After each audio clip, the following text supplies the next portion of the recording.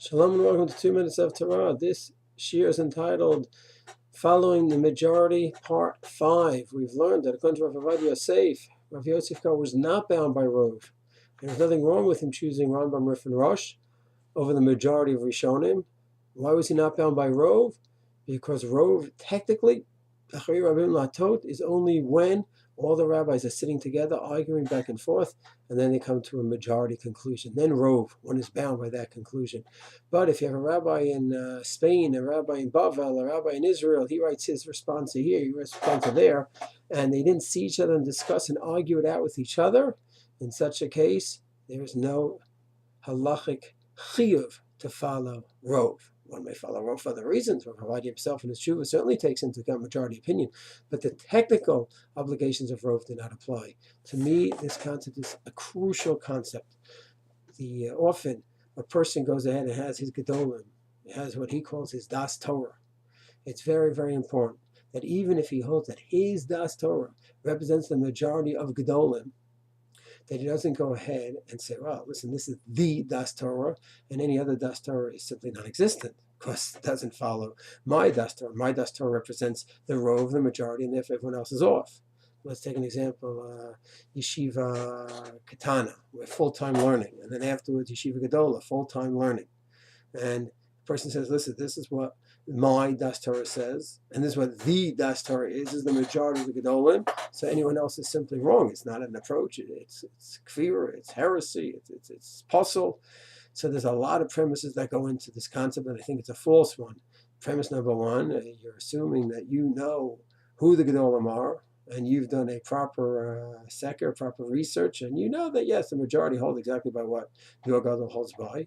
And number two, once that the premise number one is true, that you know what the majority of Gedolim say, then that's Rov, and everyone else is simply puzzle, and there's no other Daas Torah except for your Daas Torah. And therefore, for example, anyone says a concept of a yeshiva with anything else besides full-time learning, it's against Daas Torah.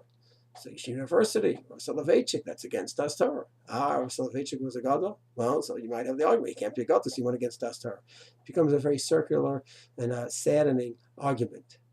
The fact is, there are many Gedolim.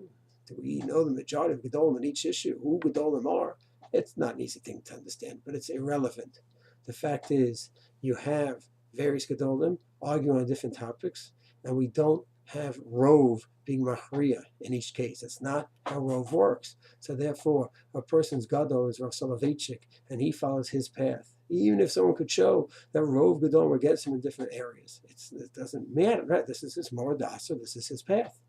And a person goes ahead and has his Gadol in the Lithuanian world, in the Sephardic world, and in the Ashkenazic world, okay, and in the centrist world like Rav Lichtenstein and Rav Soloveitchik, the idea of Rov should not be abused. Rov has its place, technically, in a Beis Din, where the majority argued it out, and then they come to a conclusion. It might play an important role in Psak as well, in terms of Posek, like Rav Avadia and others may say, you know what, there's a complicated issue. I see the majority of the Achronim go this way, I'm going to go that way. But in terms of setting up Daas Torah to say that this is the path and the only path, and any other path is simply not a legitimate path, because it doesn't follow my Daas Torah of my Gedolim, while the majority, I think it's an abuse of the term, and it only lends to not only the distortion of emes, but just more machloket that's not l'shem shemayim, and it brings us further away from the Gulam. Yet Hashem should be able to go ahead and appreciate our own Daas Torah, our own Gedolim that we follow, and appreciate the other Gedolim as well, and be able to have respect and be able to see what's called a machlokes l'shem shemayim. Shalom.